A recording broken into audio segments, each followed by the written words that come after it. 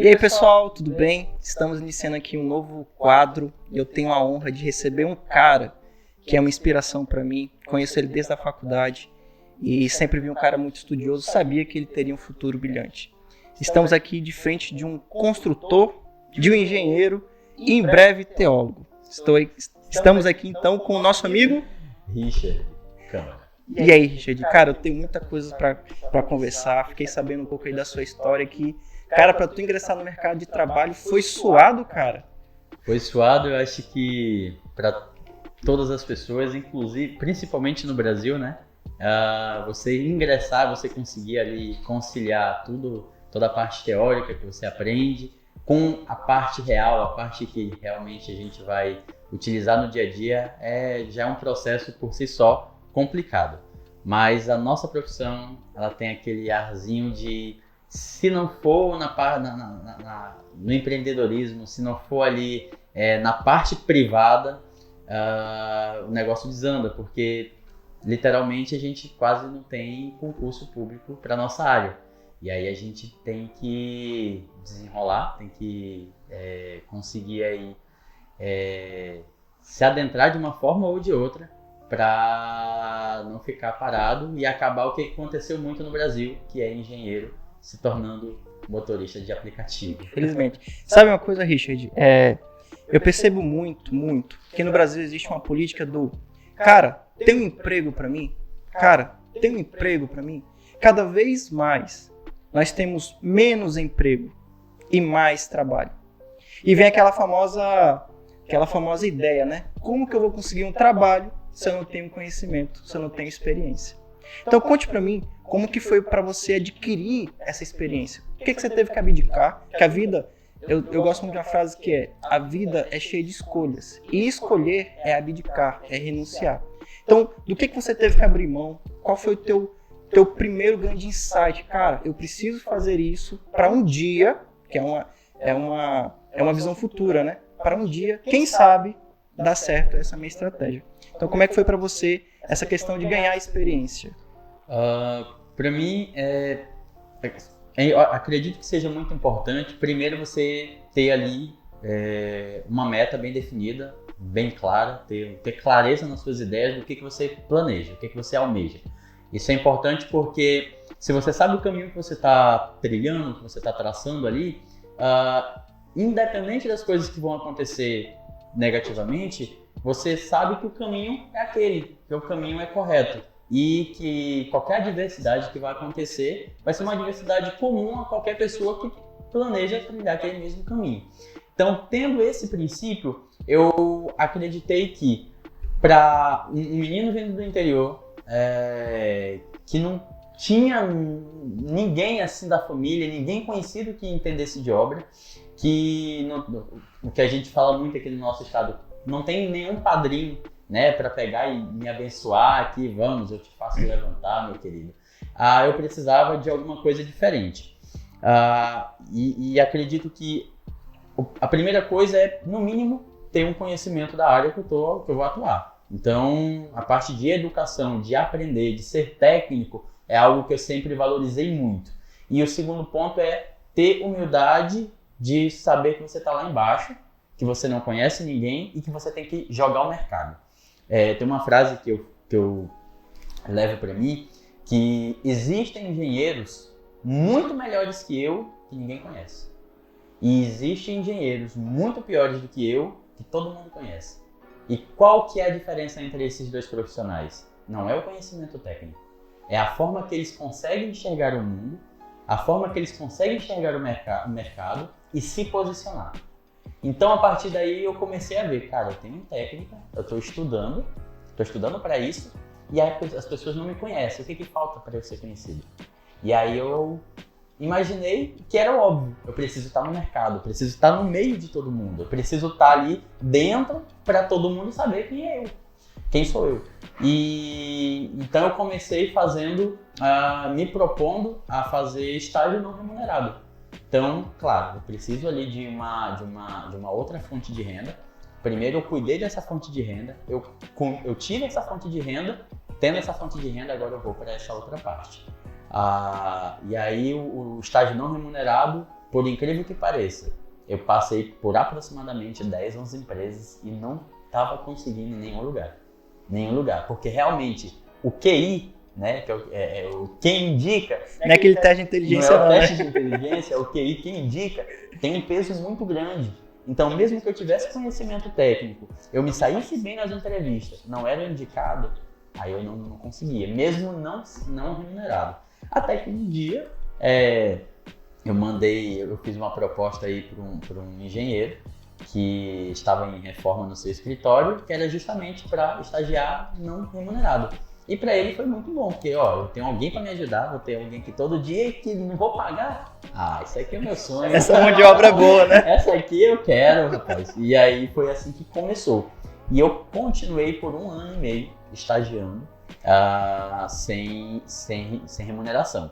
Contudo, não era algo que pudesse falar, nossa, Gigi, como você sofreu. Não, porque o meu intuito nisso tudo não era de fato o dinheiro.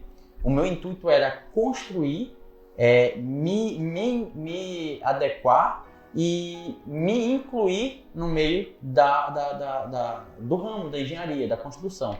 E foi isso que eu consegui. Então, ao fazer isso, eu tive contatos com pessoas que construíam há muito tempo, eu tive contato com profissionais, pedreiros, mestres de obra, diversos tipos de profissionais, contato com os fornecedores, e isso você cria ali uma rede de contatos que ela só tende a se expandir.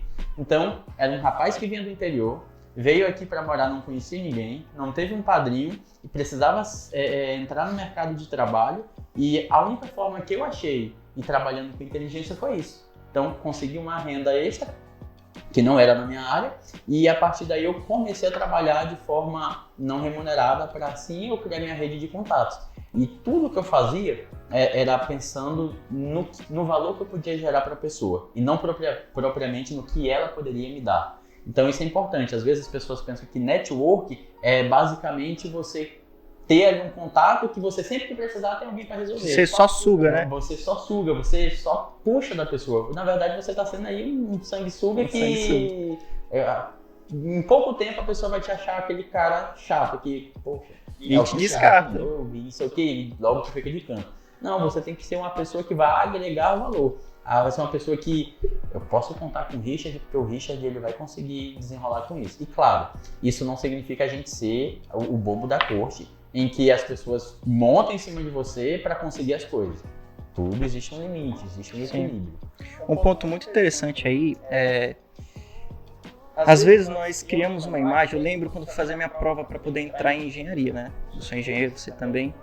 E eu lembro que no corredor, foi lá em Manaus, um cara falou assim, a gente conversando, eu perguntei, cara, por que você está escolhendo ingressar em engenharia? Ele falou, é fácil, porque nós vamos ganhar muito dinheiro, porque é um mercado que paga muito. Isso na época, lá em 2014, era fato.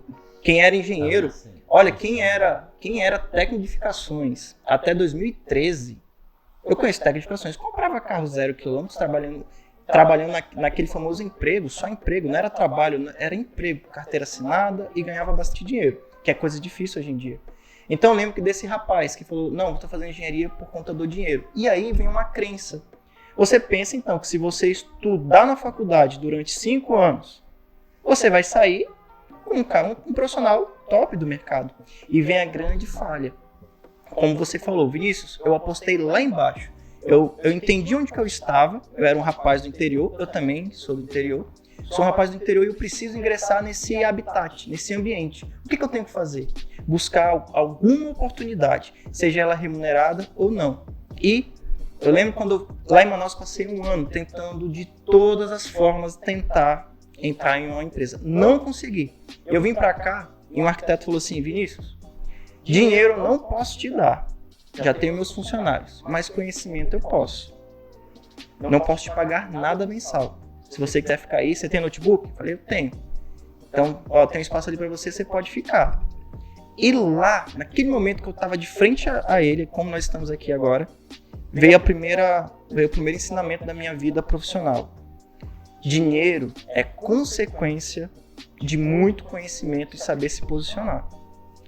Se você corre atrás do dinheiro como primeira mão, como primeiro primeiro grande recompensa, você está criando um grande buraco. E aí não tem outra opção a não ser tentar em outras áreas, porque na engenharia você não vai conseguir. Então, olha que interessante. Richard, um profissional hoje renomado, empresário, para ele ingressar no mercado de trabalho, ele teve que apostar baixo. Ele se posicionou e entendeu que, para ele um dia ser grande, como hoje eu posso te nomear como um cara grande, um cara de sucesso, que a gente vai perceber o que é sucesso também. Ele primeiro fez uma grande sacada. Vinícius, eu preciso entrar no mercado de trabalho de alguma forma.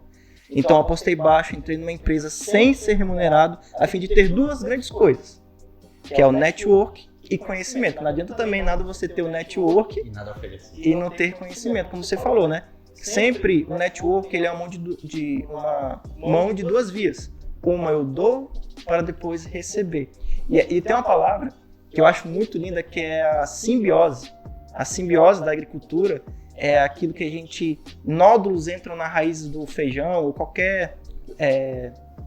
eu esqueci agora o nome que define as palavras, que define as plantas, que elas produzem nitrogênio. Só que para elas produzirem nitrogênio, esse micro-organismo ele se acopla na raiz, e ao invés de sugar da raiz, não, ele puxa nutrientes, ele puxa o nitrogênio do ar e alimenta a raiz e ele também cresce. Então a simbiose é uma troca mútua entre dois corpos. E é isso que é o network. Exatamente isso. Richard, indo mais além, então já sei que para você entrar no mercado de trabalho foi um desafio. 15 empresas mais ou menos aí que você bateu. E olha que 15 empresas em Roraima. Pequeno todas. Né? Eu praticamente fui em todas. 15 empresas era o que eu ia lá em Manaus quase que diariamente. Cara, todas as empresas que você imaginar, eu fui na porta e bati para tentar ser. Não consegui. Então aqui 15 empresas aqui em Boa Vista, cara, foi todas. Mas, Richard, o tempo passou e eu estou na frente de um homem que eu te acompanho nas redes sociais, vejo que você é um homem de valor, um homem que entende seu posicionamento perante as pessoas, que tem valores cristãos. Ah, Vinícius, você acredita que valores cristãos podem influenciar no sucesso, na prosperidade de alguém? Sim, eu acredito. Porque se você é um cara que não mente, um cara que não cobiça coisas alheias. Se você é um cara que tem princípios, todo mundo vai querer fazer negócio com você, vai querer pegar na sua mão e enganjar em uma nova demanda. Então eu acredito sim que os princípios cristãos, não é você se dizer cristão, os princípios cristãos... Tem muita diferença. Entre o saber e o fazer, né? É muita diferença. Mas aí o tempo passou. E aí como é que foi esse Richard agora, depois de 1 ano e meio, cresceu, e aí? Cara, vou fazer minha empresa, vou sair daqui, o que foi? Como é que conte aí pra gente? Então, como tudo já havia sido planejado para eu entrar no mercado, ter o network, a constituição da empresa também estava tudo nos planos. Eu precisava apenas que a oportunidade aparecesse e quando aparecesse eu estivesse pronto. Uma grande questão que eu costumo falar para minha equipe é se preparem para quando a oportunidade aparecer e não quando ela aparecer. Isso faz uma diferença enorme, enorme. O primeiro contrato bom que eu peguei foi de um senhor muito conhecido aqui no estado, comerciante, tem ali sua grande influência. E aí ele chegou para mim olhando nos meus olhos, estava acabando de me conhecer, era uma indicação, mas ele é um cara muito correto. E ele fala: Richard, eu tenho um serviço aqui.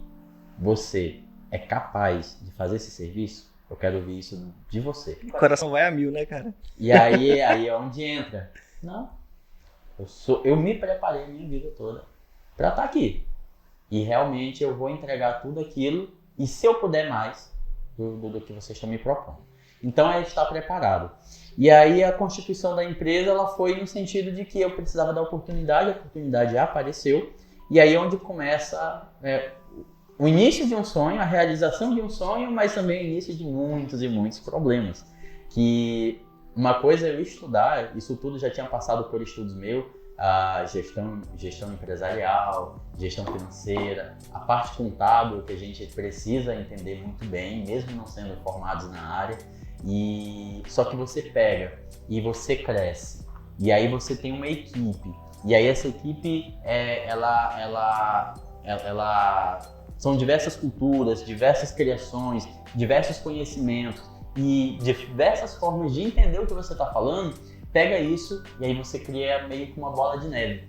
E quando essa bola de neve você não acaba ela lá no início e organiza, ela vira cada vez maior. E acredito que é nesse sentido que muitas empresas aqui no estado falharam e têm falhado. E aí, ao observar essas empresas, e eu gosto de fazer muito estudo de caso, eu pego uma empresa muito bem sucedida, bem posicionada, com princípios ali bem definidos e eu estudo por que ela deu certo. E aí eu pego ao mesmo tempo uma empresa que ela tinha tudo para dar certo, ela teve as oportunidades, ela teve muitos clientes, vamos colocar assim, teve investimento e faliu. Por que ela faliu?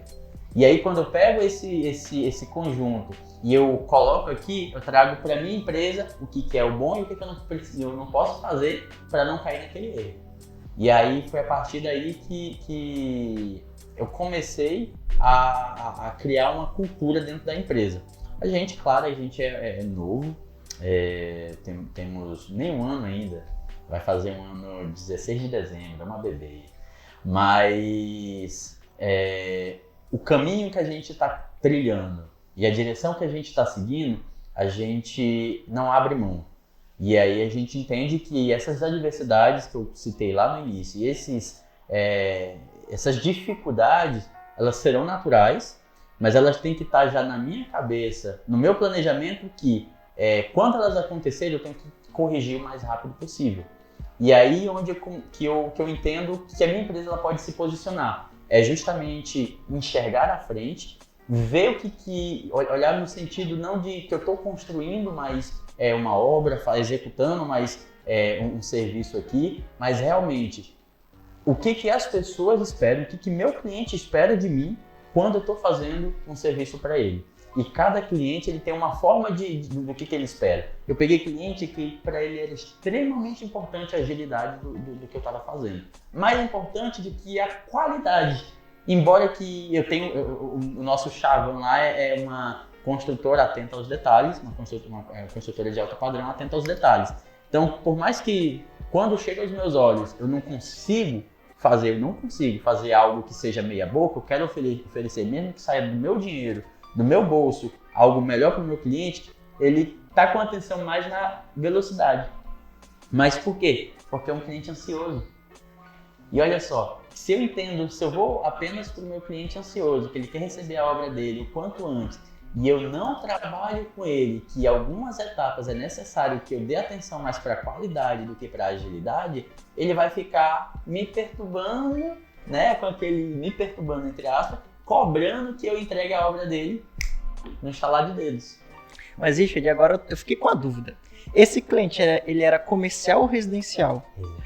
Residencial, que a gente estuda bastante que existem dois grandes tipos de cliente. Um são os residenciais, que eles estão atentos aos detalhes, e outro é o comercial, que ele quer para ontem. Já atendemos aqui cliente, né, que eram pro shopping, então todo dia mandava mensagem, aí o projeto tá pronto, e aí o projeto tá pronto, e aí o projeto tá pronto, meu contrato tá vencendo, eu preciso iniciar. Então, para mim é assim uma novidade ver um cliente residencial, que essa casa vai ser... Mas era para ele essa casa ou não? Que se fosse uma casa para locação, rapaz, olha essa daí. No contexto, né? Porque quando você faz um negócio para empreendimento, para comércio, cada dia que você atrasa, né? Ou cada dia que você perdendo dinheiro. Tá perdendo dinheiro. E aí é uma outra situação, uma outra forma de interpretar. Mas existe o cliente que ele já passou por tantos problemas em construções de atraso que talvez tenha ficado aquele trauma. E tudo que ele quer é que cumpra o prazo. Não importa o prazo que você dê, cumpra. Aí é muito, muito legal essas diferenças de cliente. Já tem outros clientes que querem os dois. Querem do bom, do melhor, o mais top, refinado, mas eu quero pra ontem. Não, esses clientes eu costumo falar aqui na empresa que, infelizmente, são clientes que pensam que tudo gira em torno deles, né? Eles querem que você pare a empresa. Gente, agora vamos fazer a obra do fulano. Só que isso não existe. Até porque eu entendo muito o seu lado, né, fazendo gestão de algumas obras. Às vezes o cliente ele quer uma coisa, com certeza você vai saber isso. Ele quer um padrão de qualidade, desde a mão de obra, a forma que você vai conversar com ele, e de velocidade que, humildemente falando, velocidade com qualidade para andar junto tem que ser uma... Eu vou colocar como gestão, mas é quase como um milagre. Porque você ter velocidade e ter qualidade acima da média é algo que eles tendem a ser conflitantes. É claro, Vinícius, uma obra ou outra a gente consegue dar mais prioridade, principalmente obras que ela tem um prazo, como eu falei, comercial, que ela vai ter um prazo para atender, o contrato é apertado, 45 dias para fazer uma obra. Gente, vamos trabalhar de noite, gente, bora fazer mais turnos, vamos finalizar essa obra. Mas não dá para trabalhar dessa forma com todos os clientes, senão aí vai dar burnout em todo mundo, né? Pedreiro, eletricista. Um dos meus estudos de caso foi a construtora Tenda, e um dos insights dela é justamente eles conseguem reduzir custo porque eles têm uma gestão muito, muito, muito delicada. Eles basicamente, assim, eles pegam uma equipe, isso é normal, né, para empresa grande, mas eles têm uma equipe ali que vai planejar toda a obra, tudo nos mínimos detalhes. Tem setor de logística, tem um setor lá de compras, tem um setor da parte burocrática, de fato da obra acontecer. E eles têm um gerenciamento que é um gerenciamento tecnológico, que são câmeras espalhadas pela obra, são câmeras no capacete do engenheiro, e aí isso tudo eles sabem, eles se antecipam numa forma tão profunda que eles sabem o dia que o pintor vai terminar e que esse pintor ele já tem que pegar um avião para fazer uma obra que de manhã ele esteja lá. Como lá no Sudeste tudo é muito assim, as coisas são perto, são próximas uma das outras, então ele não perde tempo nem na viagem do pintor. Algo que aqui a gente, né, assim, sendo sincero, e que não é o nosso desejo, mas a gente está distante ainda de chegar nesse padrão. Até porque a gente não tem tamanho para isso. Não tem tamanho para isso. Eu preciso de ter muitas obras, eu preciso ter obras que sejam de grande porte, obras que desenvolvam o Estado, para que eu consiga fazer esses ajustes, né? Esse planejamento muito bem detalhado. Não, o que eu vejo, por exemplo, ontem eu estava indo para... Ontem, domingo, né? Eu estava indo atender um cliente na fazenda. E quando eu estava indo para o caminho lá de Pacaraima, eu encontrei 15 caminhões, mais ou menos, indo, eu sei para onde, lá para o Rio Preto da Eva, lá pertinho de Manaus, eu acho que eles abastecem algum material e trazem para cá. Eu não sei se é para alguma empresa aqui, mas é depois de Boa Vista um pouco. E você vê 15 caminhões, e caminhão tá caro para chuchu. E você olha, todos ali na mesma velocidade, caminhões todos identificados, caminhão, uma frota nova. Então você olha assim, eu fico imaginando muito, né? Quantos anos demorou para a empresa ter 15 caminhões saindo de um dia só, de um ponto A para o ponto B, eu passei por eles quando eu fui para o Rio Preto da Eva, lá na sede deles, tem mais de 50 caminhões.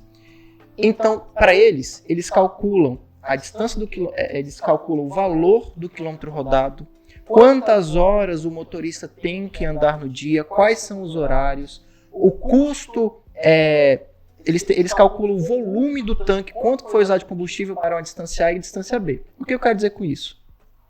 Às vezes nós nos deparamos com empresas que já estão grandes demais e eles conseguem implementar ajustes finos, como uma pessoa responsável para cada setor. Vinícius, quantos setores tem numa empresa? Você que decide. Você pode ter um setor de compras, ou você pode pegar o setor de compras e dividir no nosso caso.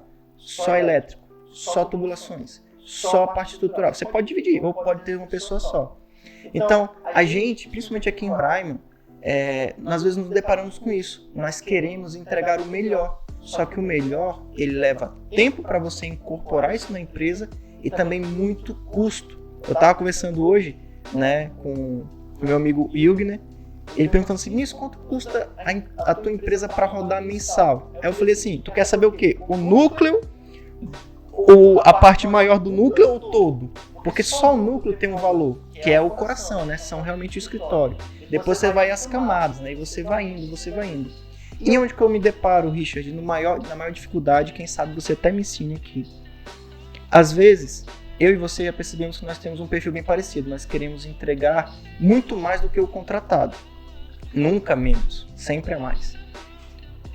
Só que nós nos deparamos com um problema. Às vezes nós investimos tanto na equipe, tanto nos equipamentos, que o nosso custo aumenta. E às vezes o cliente não consegue entender que, querendo ou não, isso vai passar para ele. E nós, infelizmente no Brasil, nós temos muita cultura de não valorizar aquilo que não é físico, né? Assim, quando nós vamos prestar um serviço, por exemplo, de gestão de obra, não é físico, você não está lá colocando tijolo. Já o cara que está colocando tijolo, ele consegue, ele está fazendo aquilo dali, eu vou pagar para ele isso. Em projeto a mesma coisa. Se eu não entregar um bolo de papel para eles, se eu entregar tudo digital, o cara vai falar assim, eu vou pagar tantos reais em um projeto que o cara me entregou só pelo WhatsApp ou só pelo e-mail. Não, o brasileiro, ele quer ver o produto que ele está comprando, seja projeto, seja obra, seja o que for. Como que você faz para conciliar custo de incorporação da empresa com o valor final para o cliente do serviço? Então, realmente, quanto mais estrutura a gente tem, maior o nosso custo. E assim como não existe dinheiro público, existe dinheiro do pagador de impostos, não existe dinheiro do Richard, existe dinheiro dos clientes. Mas hoje, a nossa estratégia como empresa, ela não é realmente, de fato, somar lucros. Pode parecer estranho, mas a gente tem alguns princípios de startup.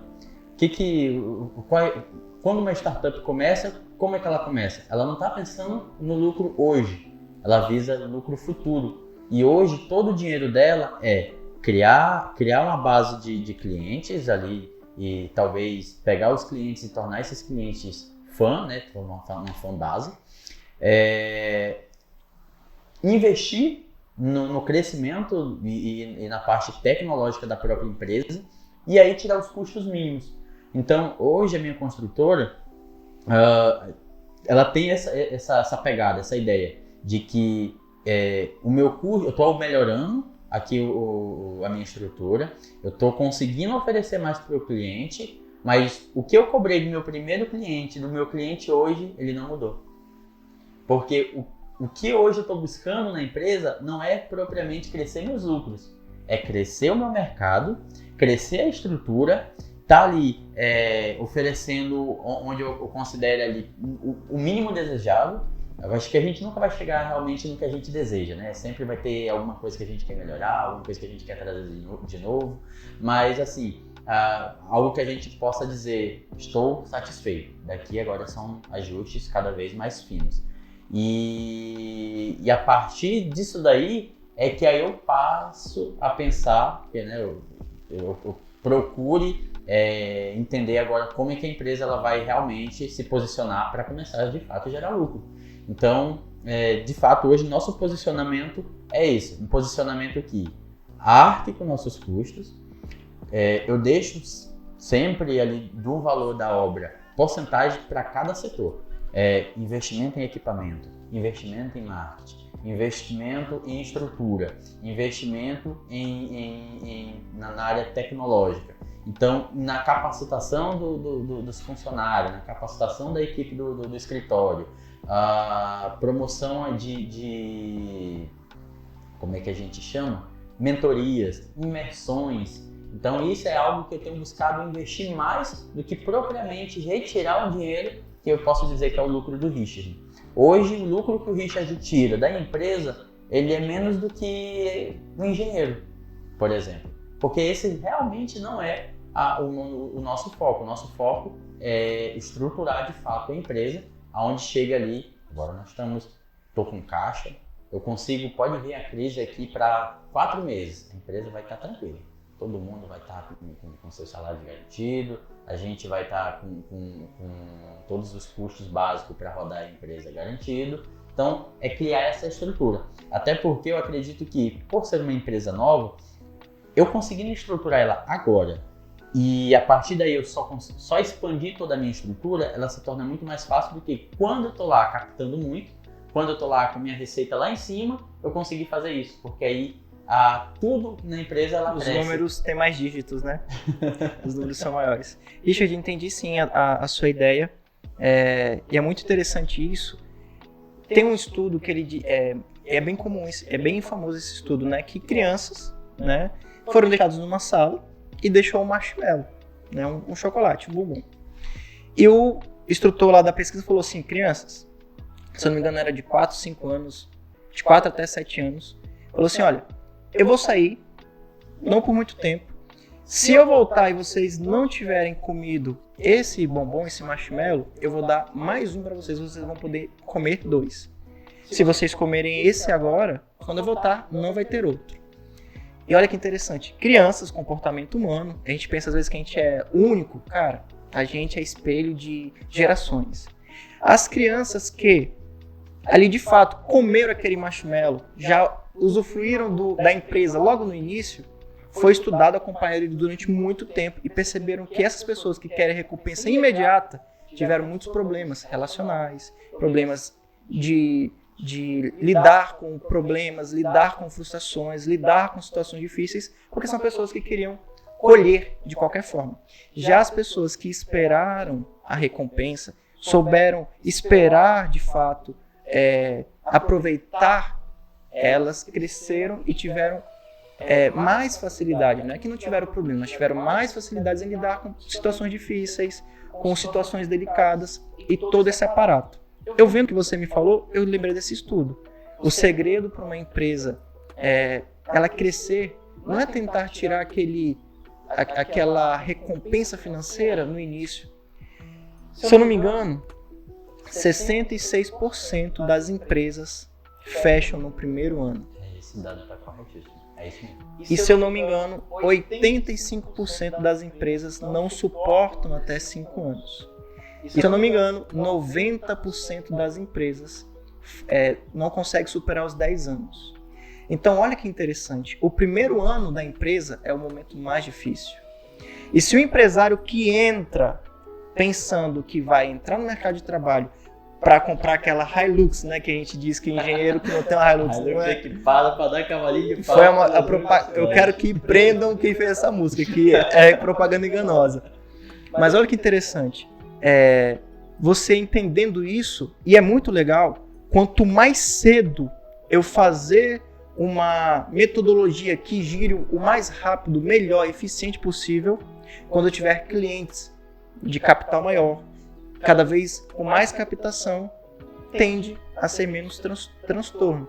Tem uma frase, como eu atendo muitos construtores, a gente ajuda muitos construtores, eles falam, Vinícius, é melhor apanhar de uma casa pequena do que apanhar de um condomínio, do que apanhar de uma obra muito grande. Porque da obra pequena, se você tiver prejuízo, você consegue se recuperar. Agora, de uma obra de milhões, os prejuízos também são maiores. Gostei muito, Richard. E fazer uma pergunta aqui bem interessante. Qual é o seu maior objetivo como empresa? Qual é o seu sonho?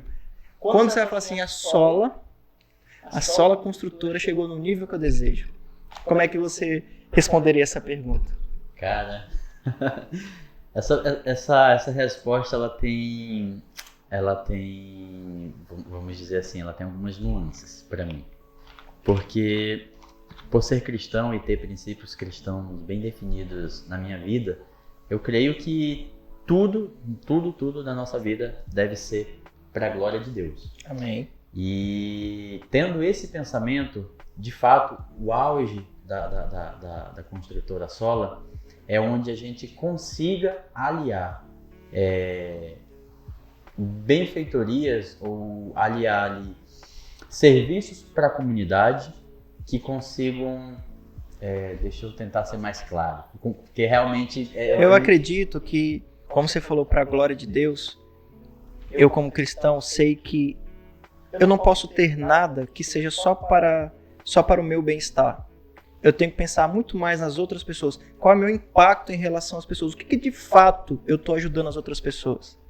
Eu acho que o que você está pensando é mais ou menos o que eu posso implementar. Mas realmente é conciliar o que eu consigo oferecer do melhor para o meu cliente, ao mesmo tempo que eu consiga oferecer o melhor para os meus funcionários, trazendo ali para ele mais do que um trabalho.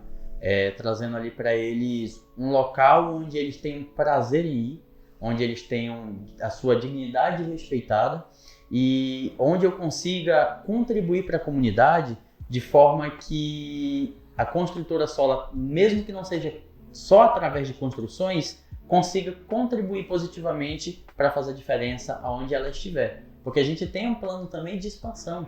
Nosso plano não é permanecer só no estado de Roraima. Nosso plano é de expansão. Eu não penso em ser uma nacional, mas eu penso sim em expandir.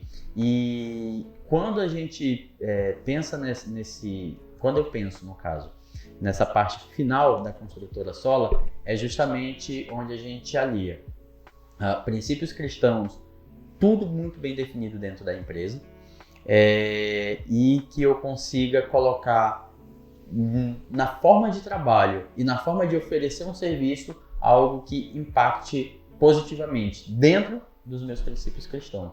Por isso que eu digo assim, que ela tem várias nuances, não é exatamente assim, eu quero chegar numa construtora que fature 20 milhões por ano e esses 20 milhões vai me dar muito dinheiro. Realmente, à medida que a gente vai... Esse ano eu estou terminando teologia e recentemente eu comecei a pós-graduação em pregação expositiva e é engraçado porque à medida que a gente se aprofunda dentro da palavra de Deus, à medida que a gente vai trabalhando na obra, a gente vai entendendo que, de fato, as coisas materiais, elas estão aqui para nos ajudar. As coisas materiais, elas estão aqui para nos dar um conforto principalmente, pelo menos para mim, para as pessoas que eu amo, para minha família, para minha mãe, para os meus irmãos, mas ela não passa além disso. A nossa vinda aqui na Terra, ela não é para esse propósito em si. E aí, inclusive, tem até uma situação no mês passado que eu fiquei exatamente refletindo assim, um contraste. Que eu estou numa construtora que a gente já fatura alguns milhões aí por ano e eu também faço parte de uma igreja onde todo final de semana eu me dedico lá. E aí, em determinado momento do culto, eu olho pro lado, olho pro meu irmão, ele tá usando um sapato que não tem a sola. Olha o contraste, entendeu? E não que a gente deva ser algo social, não que a igreja ela foi feita para fazer caridade. A igreja ela não tem esse propósito. A caridade ela é uma consequência, ela não é o nosso propósito. E basicamente eu entendo que se a minha construtora ela tem capacidade de abençoar as pessoas, mais do que oferecendo um lar para ela morar, mais que oferecendo um serviço de qualidade, mais que oferecendo dignidade para os meus trabalhadores, então eu vou lá e eu ofereço mais do que eu posso, entendeu? Então eu acredito que o nosso objetivo lá na construtora, temos princípios cristãos, tem toda esse globo aí, tem todas essas veias que a gente pode partir. Richard, achei muito lindo, porque, querendo ou não, a nossa área de atuação, a gente às vezes conhece pessoas que têm muita condição financeira, né? A gente depara com pessoas que vão fazer obras comerciais, obras residenciais que é nos milhões, né? Na casa de milhões. E uma vez, né, eu fui convidado para 2 festas de aniversário, no mesmo dia, de criança. E as crianças, uma estava fazendo 1 ano e outra estava fazendo 4 anos. Então fui rapidinho ali na de 1 ano, né, porque eu não tinha tanto envolvimento com a criança, e a outra eu tinha, assim, bastante envolvimento. Então fui rapidinho na festa de 1 ano. Quando eu cheguei na festa de 1 ano dessa criança, eu vi ali poucos brigadeiros, uma decoração ali bem simples. Era na varanda da casa da pessoa, né? Então era assim, a coisa mais simples. O que tinha a mais era um pula-pula para as crianças brincarem. E na mesma noite eu fui para outra festa de aniversário, onde tinha garçom, comida à vontade, tudo em demasia, né? Tudo demais, fartura. E aquilo me fez refletir, né? Cara, olha que a mesma situação, o aniversário de uma criança, onde o pai quer dar tudo para o filho. Uma simples demais e a outra sobrando demais. Então, eu vejo muito isso, que às vezes a gente pensa que o que a gente pode gastar mais vai dar mais felicidade. E isso, infelizmente ou felizmente, não é verdade. Uma empresa ou uma pessoa que visa ter milhões na conta, ela só vai perceber que isso não gera felicidade quando de fato ela ter e não saber o que fazer. Como eu falei, né? Eu e você, com certeza, nós navegamos nesse mar de pessoas com condições financeiras muito, muito altas, também com pessoas que às vezes falta o que comer, né? E a gente como igreja ajuda essas pessoas também. E a gente percebe que às vezes a felicidade de um lar simples é maior do que um lar onde às vezes o pai não está presente, onde os filhos não amam os pais, os filhos não querem desfrutar ali da presença dos pais. Para finalizar aqui essa história, uma vez eu fiquei muito triste. Eu fui num restaurante aqui em Boa Vista, né, chiquezinho. Cheguei lá, o pai com 2 filhos, os filhos deviam ter ali, eram adolescentes, né, entre 12 a 18 anos os 2. E os 2 com celular, fone de ouvido, o pai na frente, sem trocar nenhuma palavra. Os 2 aqui interagindo com o mundo digital e o pai ali vendo os filhos e os filhos não percebendo que a maior riqueza está na frente deles. Pessoas, está do lado de pessoas que o amam, que os protegem. Então, quanto mais cedo a gente perceber que não é o dinheiro, não é o melhor restaurante que vai te dar a melhor comida, não é a melhor casa que vai te dar o melhor lar, não é a melhor cama que vai te dar o sono. Quanto mais cedo a gente perceber isso, mais fácil fica a vida. Mais prazeroso se torna trabalhar, não para o dinheiro, mas por uma causa. É igual eu vejo pessoas que trabalham 12 horas por dia pelo dinheiro. Eu sou fã de quem trabalha 12 horas por dia por um propósito. Vou fazer isso aqui e tal, mas pelo dinheiro, cara, vai desfrutar. Eu sou casado, vai desfrutar a sua esposa, vai desfrutar a sua família, vai viajar, vai fazer alguma coisa. Dinheiro, cara, na conta só gera problema contábil, né? Que você falou aí que o engenheiro tem que ser quase um contador, e é verdade, a gente tem que... É tanta coisa, cara, isso não gera felicidade, não. Infelizmente ou felizmente, a empresa que busca o dinheiro, ela vai colher frustrações, né? Vai colher, infelizmente, coisas que ela não esperava, né? É verdade. E é muito comum, né? Isso acontecer, principalmente no nosso ramo. Com certeza já deve ter acontecido contigo de alguma obra ou algum erro humano te causar alguns prejuízos financeiros. E eu vejo a graça de Deus, principalmente, isso tem acontecido na minha empresa também, e isso aconteceu recentemente, mas ao ponto de que a parte da equipe, né, querer sair da empresa justamente por se sentir culpada, né? E é normal, nós lidamos com pessoas, mas um princípio meu é que quando erra todo mundo, e eu costumo absorver todos os erros da empresa. Claro que são erros que a gente não pode ficar tolerando, são erros que a gente não é que a gente deva fazer pouco caso, ser negligente, mas é algo que a gente pode buscar contornar a situação, né? Aprender. Se puder contornar, mas o que eu quero chegar é que são situações que a gente tem que estar pronto para lidar e saber que em toda construção, toda obra, isso vai acontecer. Cedo ou tarde, sendo pequeno ou grande, aquele que vai construir, que acredita que vai pegar todas as obras e vai dar lucro, vai ter 100% aí, tu pode ter a melhor gestão que for. O que você consegue fazer é reduzir o teu desperdício, porque evitar você não consegue. Então, eu acho que é aí onde muitos construtores, sem inteligência emocional sem ali o seu mental bem trabalhado, começa a se perder. Porque vem um prejuízo, ao invés de contornar, se mete em outro prejuízo, aí se mete em outro prejuízo, aí começa com a sua equipe a achar culpados. E aí você começa a pesar. Aí você troca de equipe e tem outro culpado. Você troca de equipe e tem outro culpado. O culpado nunca é a pessoa que está gerindo. Não sei se você acompanha o Germano, ele tem um treinamento que se chama Empresa Autogerenciável. E aí ele fala o seguinte, você está tendo uma equipe ineficaz, você está tendo prejuízos, seus prejuízos, além de ser recorrente, os erros são recorrentes, e você pensa em demitir toda a sua equipe. De quem que é a culpa? Se eu não identificar isso, me posicionar... Aí a culpa é você. Primeiro que você contratou a sua equipe. Segundo, se a sua equipe não está conseguindo entender você está errado também. Você não está conseguindo passar o que você quer para a sua equipe. E terceiro é que você está vendo toda essa situação e você não está conseguindo contornar. Ou seja, tudo gira em torno que a gente é o culpado.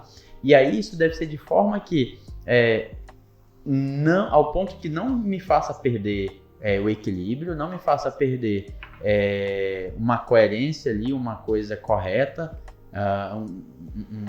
um sentido de ter o direcionamento, o posicionamento ali correto, mas ao mesmo tempo que eu tenho que saber, aí vem a importância da clareza de saber para onde a gente está caminhando. Eu tenho que ter a clareza para onde eu estou caminhando e saber aonde é o ponto, o início ali, o meu calcanhar de Aquiles que eu preciso corrigir. E na grande maioria das vezes, principalmente uma construtora que está começando, esse calcanhar de Aquiles é o próprio dono. É a própria pessoa que está fazendo toda essa gestão, porque não tem método para contratar, não tem método para gerir, não tem método para solucionar problema, não tem processos. É algo que eu estou lutando muito dentro da minha empresa, é estabelecer processos, é definir processos, e eu estava ansioso, muito, eu estava perdendo assim a minha cabeça porque eu não estava conseguindo colocar os processos que eu queria. E até em algumas mentorias eu entendi que o processo realmente ele não é de um dia para a noite. Ele chega a ser coisa de meses, anos, onde você vai com calma, vai nos pontos mais críticos, vai estabelecendo, vai documentando, e aí você vai melhorando depois que você tem os processos. E aí, a partir daí sim, é que você vai começar a ter uma empresa que ela sozinha, ela ande, né? A engrenagem ela gira sem você. Acho que é isso. Muito, muito, muito interessante. Se fosse fácil, Richard, nós teríamos muitas empresas aí. Eu vejo, existem muitas pessoas, eu até admiro, pessoas que às vezes falta conhecimento técnico, desde ser empreendedor, gerir, que para mim ser empresário é saber de gestão. Você sabendo, eu não preciso saber tocar a música da ópera, mas eu sabendo contornar, guiar aquelas pessoas para tocar, a música vai ser bonita. Então, o que eu vejo muito é pessoas que entram no mercado pensando que vai ser mil maravilhas, que lucro é gigantesco, eles se deparam com esses problemas. Eu já trabalhei em empresas, Richard, né? Eu comecei ali trabalhando na construção, sendo um estagiário, né? Eu via numa hora pequena, 50 metros quadrados, 3, 4 equipes de pedreiro entrando e saindo e os problemas ficando. Eu não sei se você com certeza já percebeu isso. Quando você tira uma pessoa e coloca outra, todo problema que tiver, o cara fala, não, a culpa foi do fulano A, a culpa foi do fulano B. É igual aquela velha briga, né? A parede saiu torta, você viu a parede acabada, pintada, e você fala pro pintor, olha, eu quero que você aplique mais massa, não tá legal ali, não. A culpa foi do cara do reboco. Aí o cara do reboco fala, não, a culpa foi da alvenaria. O cara da alvenaria, não, a culpa foi do Viga Baldrame. E aí vai uma cadeia de...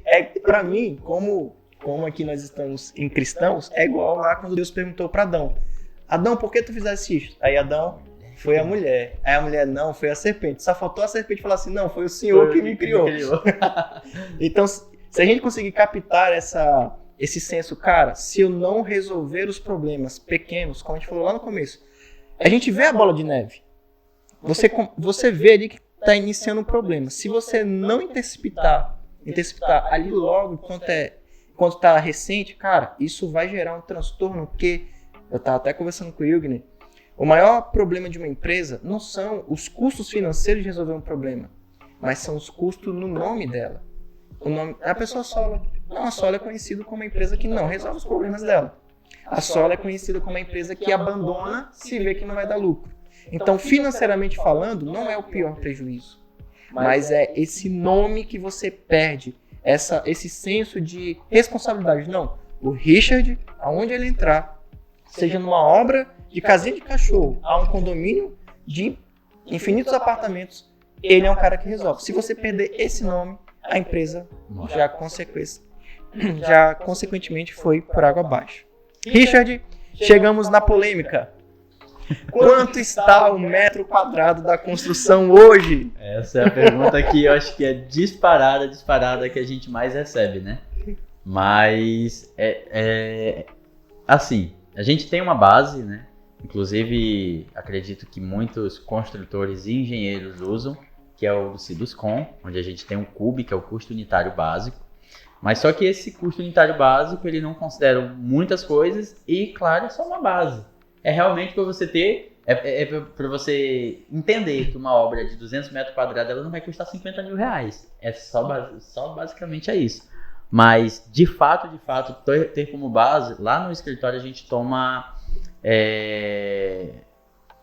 um orçamento pessoa a pessoa. Então, a gente faz um orçamento preliminar, de acordo com o que a gente já executou, projetos semelhantes, e aí, do cliente, ele tendo o interesse de prosseguir, né, de continuar, a gente faz o orçamento realmente detalhado, onde cada obra ele tem ali sua particularidade, cada obra tem ali sua dificuldade, cada obra ela tem elementos ali que a outra não tem, e aí uma casa de 200 metros quadrados com outra casa de 200 metros quadrados, ela pode dar uma diferença de até 50% ou mais, né, dependendo do padrão de acabamento do cliente. Então, mas a gente tem assim uma base, sendo mais direto, né, hoje a construção ela gira em torno de 2.500 para uma casinha muito simples, padrão Minha Casa Minha Vida, pode chegar aí aos seus 4.000 cada metro quadrado. Sim. Que é muita coisa. E esses 4.000 ainda pode ser mais. Pode ser mais. É igual, gente, se você quiser saber o quão caro é fazer uma construção, vai no material de construção e vê os materiais de acabamento. Um banheiro pode ser com um jogo de vaso simples, que vai custar R$250, ou você pode escolher aquele desenho que está na moda, aquela cor que... É igual eu fui com a cliente recentemente comprar os materiais de acabamento, e ela não queria vasos branco e nem vasos... Eu esqueci agora a cor... que são os comuns. Você encontra em qualquer loja. Nós fomos em várias lojas e não tinha o vaso da cor que ela queria. Sendo que o vaso branco, que é o mais comum, você ainda consegue preços bons. Agora, se você quiser um vaso dourado, um vaso rosa, se você ver o preço de um vaso rosa fosco, então, Vinícius, existe uma fórmula de saber qual que é o metro quadrado de uma obra, a não ser que você tenha um projeto, levantamento quantitativo e uma variante, Richard, que eu acho que é a mais séria de todas. Nós sabemos quanto que custa a obra hoje. E daqui a 6 meses? Não, e depois das eleições, por exemplo? Sabe, eu fico vendo assim, o cliente fala, não, Vinícius, olha, tem uma obra, eu preciso que você me ajude, tal, beleza, tranquilo. Quando que você quer começar? Fevereiro do ano que vem. Outra situação, né? Não dá, gente. É outro negócio. Não, Vinícius, eu te antecipo o dinheiro, você pega, compra material. Gente, se eu comprar cimento hoje, eu vou deixar esse lugar onde? É igual, olha que interessante, Richard. Recentemente o cliente falou, Vinícius, está na promoção de porcelanatos. Vamos comprar todos. Beleza, vamos. Compramos todos os porcelanatos da casa dele, todos os investimentos. E agora, para armazenar? Lá vai você locar mais um container, depósito, almoxerifado. Você vai pagar ele na base de R$350 mês, R$300 mês. Então, se você pegar 3 meses, deu R$900 a mais. Porque se você tivesse esperado um pouco para comprar, você já colocaria direto na obra. Então, o custo de uma obra, de uma casa, vamos tomar esse exemplo, uma casa de 200 metros quadrados, gente, ela pode ser R$1.000 um metro quadrado. Como assim, Vinícius? Simples. Não faça viga baldrame, não faça pilar, não impermeabilize nada, não reboque. Coloca uma telha bem simples, aquela telha Brasilite 4 milímetros, que aquela lá não serve pra nada. Vai dar R$1.000 e contrate a mão de obra ali de um jeito bem duvidoso, né? Você vai ter uma obra de R$1.000 no metro quadrado. Vinícius, mas eu não quero isso. Eu quero uma obra que obedeça as normas. Eu quero uma obra que eu tenha longevidade nela. Porque é muito comum hoje problemas de obra. Obras antigas ou obras novas que não foi feito, por exemplo, viga baldrame, sempre estourarem o reboco, sempre estourarem a pintura a cada ano, a cada inverno. E o cliente fala, Vinícius, como que a gente pode resolver isso? Simples, faça viga baldrame na próxima casa, porque nessa já passou o tempo, né? Então, Richard, sabemos então que o valor do metro quadrado é uma variável, né? Não tem como você... É igual... Quanto que custa uma televisão, gente? Depende da marca, modelo, ano, tamanho. Exatamente. Então, quanto custa, gente? Quanto mais específico você for, maior é a precisão do orçamento. E eu posso trazer uma outra polêmica aqui? Por favor. Uma polêmica, essa tá dentro desse tema aí, mas é que realmente agora é algo que vai pegar muita gente de surpresa. Uma casa de alto padrão, ela não se define com acabamento de alto padrão. Agora fazendo papel de cliente. Vinícius, eu quero uma casa de forro de gesso, vidros blindex e piso porcelanato. É alto padrão? Rapaz. Não, agora vamos lá, gente. Estou curioso. O que é uma obra de alto padrão? Então, uma coisa, indo para a parte técnica, depois indo para a parte mais geral. A gente tem aqui uma norma, que é a norma de desempenho, que ela tem uma gama de várias coisas que nós devemos fazer, onde todo construtor vai garantir para o cliente que todas as áreas do cliente ele tenha um alto padrão. Essa norma de desempenho ela está dividida em 7 partes e cada parte tem pelo menos 90 páginas. Mas tá bom, sem a parte técnica, indo para um pouco mais real. Uma obra de alto padrão, ela tem que começar do seu projeto. Ela tem que ter um projeto que vise o alto padrão e toda a construção ela deve ser com materiais de qualidade. Eu sempre falo esse exemplo porque é algo muito básico e que aconteceu na nossa construtora. Que todo mundo usa cimento, todo mundo sabe o que é cimento, todo mundo já comprou cimento uma vez na vida. E quando eu fui comprar o cimento para o condomínio que a gente está construindo, eu não pedi qualquer cimento. Eu pedi um cimento específico porque ele tinha as propriedades que eu queria, que era o cimento com resistência a sulfato e com resistência mecânica de 40 megapascal. As pessoas... É o famoso RS, né? É o RS. E as pessoas, o que é isso? Não sei nem o que é. Nunca nem vi. Tem essa diferença? Porque esse cimento é só um cimento. Mas ele tem propriedades que vai garantir que toda a minha fundação ela tem uma resistência a mais contra a corrosão, porque eu estou visando o que naquela obra? Longevidade, qualidade, segurança. E aí esse cimento ele não tem um preço padrão. Ele é um pouquinho mais caro, porque ele é mais específico. Ao mesmo tempo que a gente usou também em determinados momentos o cimento CP5 Ari, que é o de alta resistência inicial. Por quê? Nós planejávamos tirar o madeiramento de escora lá da marquise que a gente fez em 7 dias. Que normalmente a gente sabe que se utiliza 21 a 28 dias. Né? Porque a marquise é algo pequeno, enfim.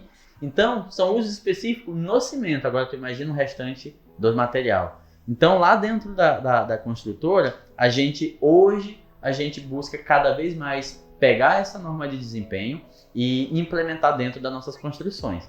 Então, tijolo de 9 centímetros, a gente já passa a não querer mais usar. A gente usa no mínimo de 11,5 ou de 14 centímetros. Se eu tenho um reboco ali um pouquinho mais grosso, porque aconteceu um erro humano e a parede ficou um pouquinho... A gente passa a usar telas para que essas telas elas venham agir contra a fissuração. Então, assim, são coisas que você só sabe sendo técnico, acompanhando ali os métodos, a parte construtiva da tua obra e sabendo que, mesmo que o cliente não esteja vendo, você está oferecendo o melhor para o teu cliente. E aí o que acontece? Tem muitas casas que é vendido como alto padrão, que na verdade só tem um acabamento final. E às vezes nem a tinta é de alto padrão. Pega uma tinta ali de segunda linha de qualquer outra marca famosa, utiliza, o cliente não vai saber diferenciar, não vai entender e tá aqui, uma casa de alto padrão com alguns acabamentos realmente de alto padrão. Aí o tijolo, foi a espessura da parede, não está ajudando no isolamento acústico, no isolamento térmico, o cimento, talvez tenha sido usado o cimento mais barato que tinha, o geralzão. Ou o que tinha no mercado, que aqui em Boa Vista às vezes dá falta. Né? O cara começou usando a marca aqui, Vinícius fechar a BR, compra o outro e aí vai fazendo a obra. E de forma que a gente faz acompanhamento até do traço do concreto. Direto eu estou acompanhando, ou o nosso engenheiro, que é o Pedro, que ele roda a obra, faz esse corre lá na construtora, ver se a quantidade de água está sendo correta, se a quantidade de cimento está sendo correta, quantidade de brita, ou seja, tudo tem uma forma de se fazer. E se você não é técnico, se você não entende, e se você não tem esse cuidado, o que você está oferecendo? Realmente eu não posso dizer que é algo de alto padrão se você não oferece um alto padrão em todas as áreas. Sim. E eu vejo uma coisa que me preocupa muito, Richard, falando sobre esse assunto. Já ligaram para mim, Vinícius, olha, eu acabei de comprar uma casa, quando eu vim visitar, nossa, que casa linda. E hoje eu vou furar uma parede, parece que eu estou furando a areia, né? Entra muito fácil a broca. Vinícius, eu subo na escada, eu sinto a escada balançando. E Vinícius, olha, as lajes estão com muitas fissurações e começam uma série de problemas.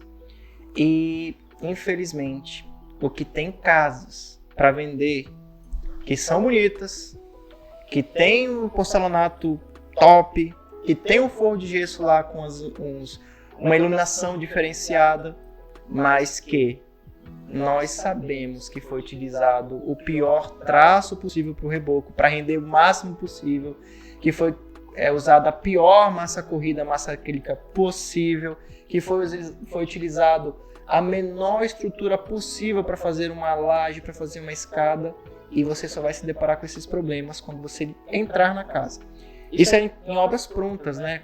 Comprar um imóvel pronto. Durante a construção, eu sempre aconselho o cliente a ter uma supervisão técnica, né? Vinícius, eu contratei uma empresa, eu posso contratar um outro engenheiro para fazer uma visita? Você pode. Deve, porque ele é um... Agora vamos para outra polêmica. Existem engenheiros, existem arquitetos. Em toda profissão, você vai ter aquela pessoa que ela vai oferecer um serviço que às vezes lhe falta conhecimento técnico para averiguar de fato.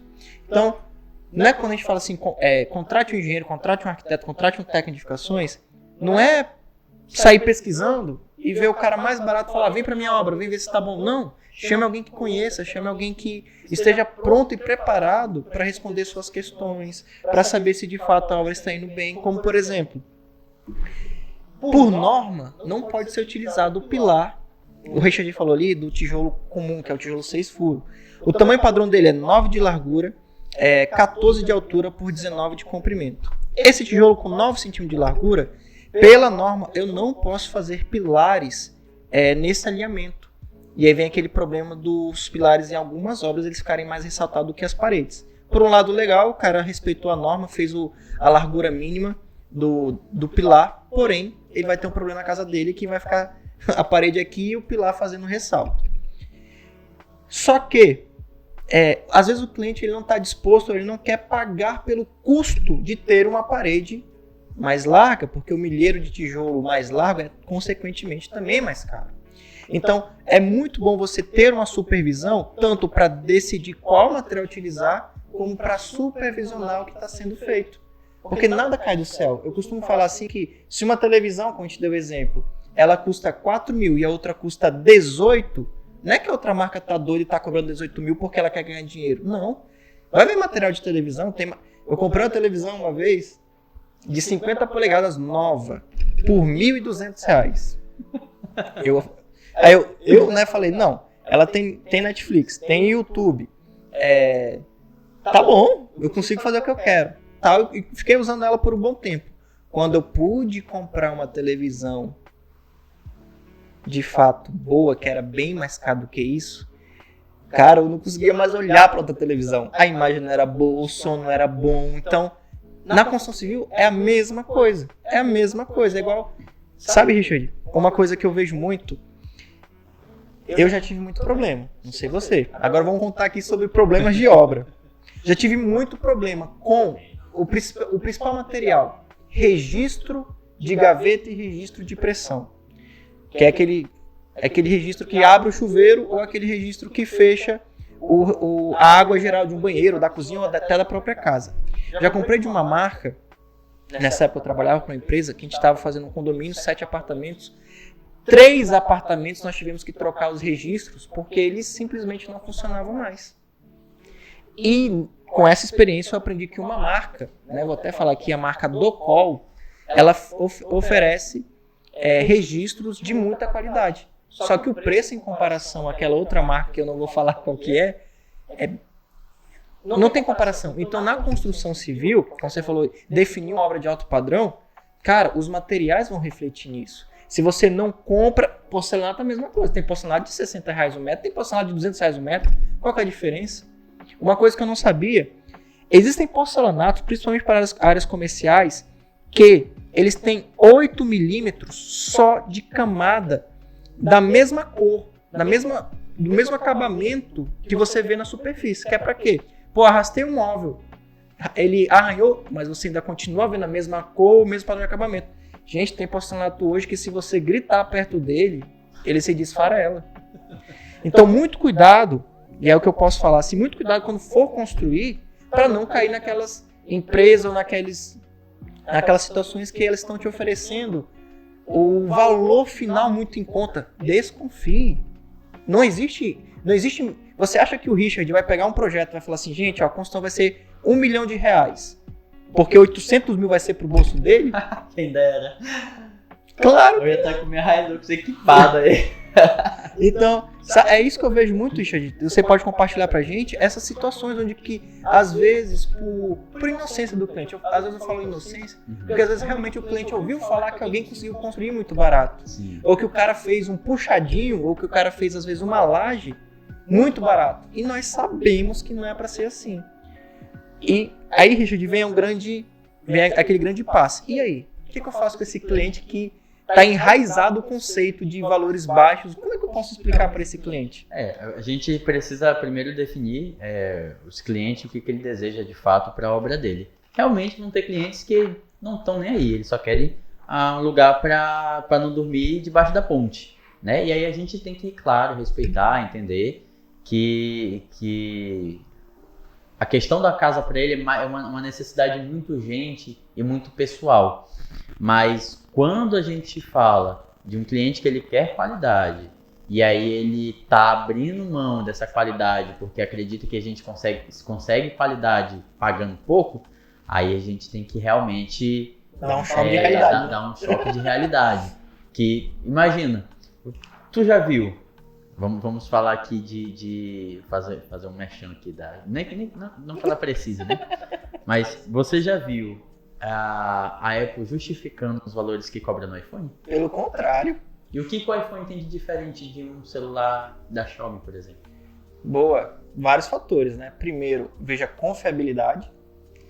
Claro que nós vamos entrar naquela questão de status, né?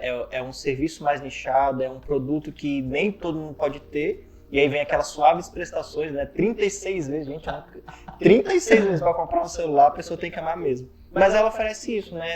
Ela criou um valor agregado tão grande que você nem se pergunta mais por que um iPhone hoje, por exemplo, lançou o 14 Pro Max, está custando 16 mil. Claro que no mercado é quase negro, né? Que a pessoa comprou lá atrás aqui para vender. E pessoas compram, às vezes por status e enfim, tantos outros motivos. Ela gerou coisas que não são palpáveis aí. E aí não é exatamente somente a qualidade do produto. E aí a mesma coisa... Quando a gente vai lá para a obra, você tem itens que são de qualidade, itens que não são de qualidade e itens que são de qualidade, mas tem um valor agregado junto. Tem poltrona que só porque é assinada por fulano de tal, arquiteto de tal, custa 30 mil reais. com o mesmo material de qualidade, acabamento de uma poltrona de R$8.000. Richard, eu vi um artigo de decoração, uma bicicleta, por R$100.000. E o cliente comprou 3. 3. Eu falei, gente, com R$100.000 cada bicicleta, eu compro o carro. Mas era artigo de decoração. Mas São itens que mais caro que o meu carro. são itens que não são palpáveis, né? São aquilo que a gente não consegue mensurar. Tem a diferença entre o preço e o valor, né? Mas, Richard, vamos tocar agora em alguns assuntos que tenho certeza que as pessoas querem saber. Uma casa, ela deve ser projetada, deve ser feita com base no que as pessoas... Vamos especificar mais a pergunta. Eu vejo muitas pessoas preocupadas em fazer casas para os outros. Ah, minha mãe tem uma casa assim, minha tia tem uma casa assim, meu pai tem uma casa assim, eu quero... Como que nós podemos orientar esse cliente que a casa não é para o tio, não é para o pai, é para ele, e ele que vai desfrutar? Como que a gente pode orientar esse cliente, que eu tenho certeza que você deve ajudar o cliente desde a fase ali do projeto, orientar ele, como instruir um cliente a ter a melhor casa possível? Eu tenho uma frase para isso que eu sempre uso quando alguém vê um projeto e que de repente não gosta. O que acontece, né? Não existe feio ou bonito na construção. Existe o que satisfaz, o que atende o cliente e o que não atende. Ponto. A partir daí é onde a gente começa a trabalhar. Eu acredito que quando você vai fazer o briefing lá com os clientes, a última coisa que você pergunta é o desenho que ela quer, né? O desenho arquitetônico que ela quer. Primeiro você entende as necessidades, você faz ali quase que uma entrevista, você pontua, você vai saber a vida do cliente, se ele costuma receber pessoas, se é um cara que gosta mais de ler, se é um cara que gosta mais de festa, se é um cara que a piscina para ele realmente faz diferença, ou se piscina é um negócio só de fachada, que acontece muito. Então, você primeiro entende, para depois você fazer uma concepção. E as pessoas que estão preocupadas com o que o outro vai achar do seu projeto, da sua casa, ela tem que basicamente realmente colocar para essas pessoas que as necessidades delas são diferentes. Faça ela uma casa, né? As necessidades delas são diferentes umas das outras. Então ela precisa algo que atenda a ela, que vai trazer conforto, que chegar no final do dia, que você está cansado, um dia de trabalho aí que passou pelo nosso pequeno e frio sol de Roraima. De 88 graus na sombra. De 88 graus, para chegar lá e você ter tudo aquilo que você sempre sonhou, tudo aquilo que vai te ajudar a ter um ambiente ali para relaxar. E tem sido comum, eu acredito, talvez você tenha pegado algum projeto assim, onde o cliente ele quer um lugar da casa dele em que ele só possa relaxar. Assim, ele sair de todo aquele corre, de toda aquela pressão do dia a dia e ter ali o seu cantinho onde tem surgido cada vez mais cantos de leitura, né, escritório, ou a nossa famosa área gourmet, onde o pessoal gosta de ter lá onde relaxa com outras pessoas, relaxa levando seus amigos, relaxa no final de semana ali fazendo alguma coisa social. Então, realmente entender que cada pessoa tem um estilo de vida, cada pessoa tem um estilo de cultura e cada pessoa tem uma forma diferente de lidar com suas pressões, com suas questões sociais do dia a dia. E isso faz uma grande diferença no projeto, isso faz uma grande diferença num lar. O lar ele é mais do que uma construção, o lar ele é ali o local onde a pessoa ela vai viver basicamente a vida quase inteira dela. Tem um estudo que diz que os brasileiros, eles mudam de casa no máximo, em média, 2 vezes na vida. Então, quando você constrói uma casa, você está basicamente construindo uma casa para uma vida inteira. Sim. Onde a tua vida ela vai estar lá, você vai relembrar de momentos, você vai viver momentos lá, sejam momentos felizes, sejam momentos alegres. E esse lugar ele tem que ser o melhor possível para te dar ali um conforto que vá amenizar qualquer situação do teu dia a dia, ou ainda te ajudar a ter um dia mais divertido, podemos dizer assim. Eu costumo falar que se você construiu mais do que 2 casas durante a sua vida, você já é construtor, porque não é normal. Richard, perguntas aqui bem curtas e você responde no seu tempo. Qual a melhor telha? Melhor pra quê? Aí você desenrola aí. Eu gosto da telha de zinco sanduíche. Acredito que ela é a mais durável. Ela não tem aquele incômodo de você ter uma porrada de zoada quando tem uma chuva. E ela traz um conforto térmico muito bom. Mas a gente tem uma boa opção também, que não é metálica, que é a COB. Não chega a ser a COR, a COB, que ela tem uma camadinha ali protetora no meio dela, ela é mais espessa, ela aguenta. Ela é aquela Brasilite de 6 milímetros, né? Mais ou menos, porque a Brasilite, ela deixou de ter o amianto, né? Só Sim. que a COB, que é a de fibrocimento, ela tem uma camada no interior dela. Uma camada de alumínio, que ajuda na impermeabilização e dá uma resistência muito boa para ela. Então acho que essas 2 telhas aí para mim. Legal. E o que é interessante da telha COB, que você visualmente olhando ela diferente, que a COB ela tem 6 milímetros de espessura. A telha COR ela tem 5 milímetros de espessura. Aí o cliente fala: Vinícius, eu posso utilizar a telha 5 milímetros? Pode, claro que você pode. Porém, a telha de 6 milímetros ela já é até importante, permitido pela Caixa, né? Você não pode utilizar a telha de 5 milímetros perante a Caixa, se você for financiar.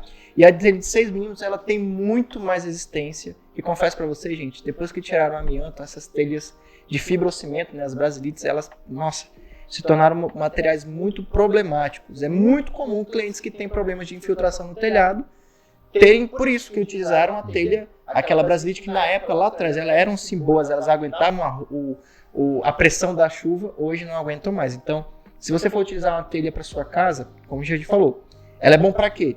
Tem a telha termoacústica, que é a sanduíche, ela é muito boa, porém tem um custo bem elevado. E eu acredito que aqui em Boa Vista, pouquíssimos fornecedores vão ter. É comum você trazer de Manaus.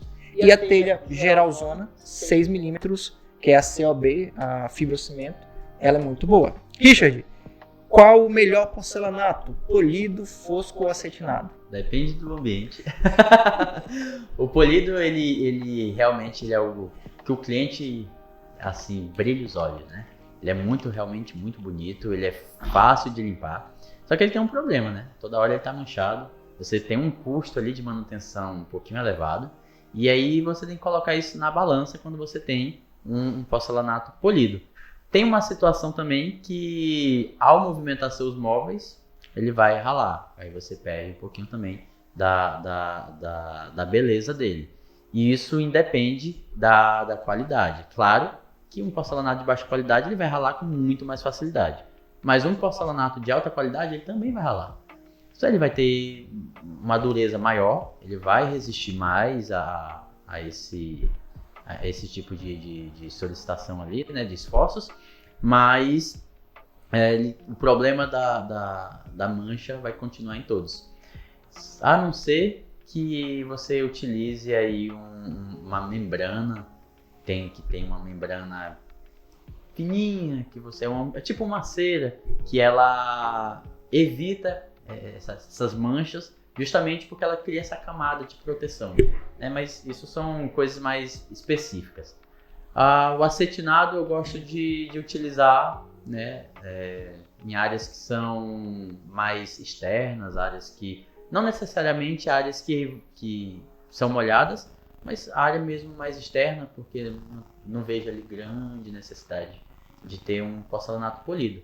Mas tudo isso vai de gosto. Realmente o melhor mesmo não tem. É o que você gosta. Já vi casas inteiramente com porcelanato fosco, nem era nem acetinado, era o fosco mesmo.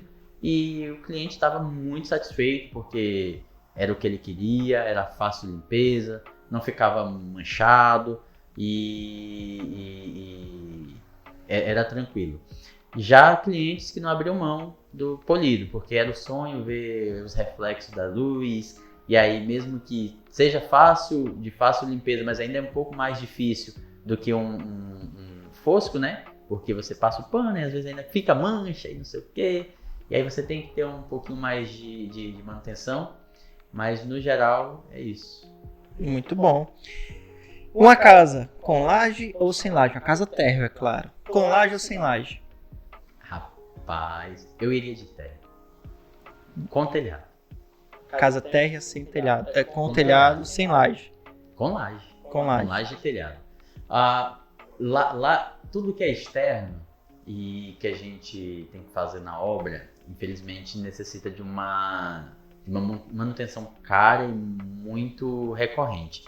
Então, toda laje, por melhor material que você utiliza, ela passa em algum momento a aparecer infiltrações. Isso independe do material que você use. Só lembrando o motivo, gente, a gente está em Roraima. O sol é de 88 graus na sombra e a chuva é essa que deu recentemente, que voou o telhado e voou tudo. Então, como que o material exposto vai aguentar tanto tempo, né? Porque o cliente fez uma obra, ele pensa que em 10 anos pode ter sem manutenção. Eu fui ali numa casa, numa situação que era laje exposta. Eles fizeram com aquela manta asfáltica, fizeram tudo corretinho, com teste de estanqueidade, encheram a laje, né? Claro que não encheram tanto porque também não foi calculada para isso, mas encheram ali, deixaram lá, testaram, nada de vazamento, nada de infiltração. Ok. E aí passou-se o tempo, não foi tão pouco tempo, foram 5 anos, e aí começou a aparecer... Tava na hora, né, Richard? Começaram a aparecer as infiltrações. E aí começa a dor de cabeça. E a partir disso, solução, a gente já tem aqui a manta, vamos fazer um contrapiso por cima. Fizeram, não resolveu. Não, vamos botar um porcelanato e ralo. Fizeram, não resolveu. Então, assim, eu acho que a melhor proteção para laje é o próprio telhado. É o próprio telhado. Sim. E aí ter laje, além de ser segurança, a gente está... Aqui não é tão perigoso, mas eu acho que quanto mais segurança, melhor. Traz um conforto térmico muito grande. Nosso sol aqui ele é abençoado. Mesmo que a gente utilize ali boas telhas de qualidade, mas tendo uma laje, agrega também no valor final da obra. Né? Você quer, por acaso, trocar de casa, vender, você tem um valor agregado muito grande. Mas isso é um gosto pessoal, Sim. Não é uma regra. Não, e uma visão também profissional, né?